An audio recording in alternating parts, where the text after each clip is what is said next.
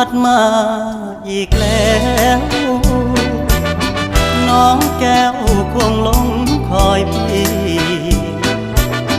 เคยสัญญาให้ไว้จะกลับไปหาคนดีโอ้น้องพี่คงจะกลัวลมหนาวพัดมาอีกคนหนาวกระมนหัวใจ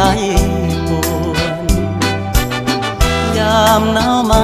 ห่างน้องเจ้าคงมองและรำครวญลมหนาวจะหวน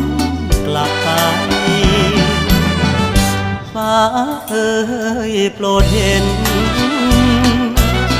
ฟ้าโปรดเป็นพยานให้ความรักยังไม่คลอนนิรันดรห่วงดวงใจจากโลกไกลเพราะจนลมหนาวพัดมาอีกแล้วน้องแก้ว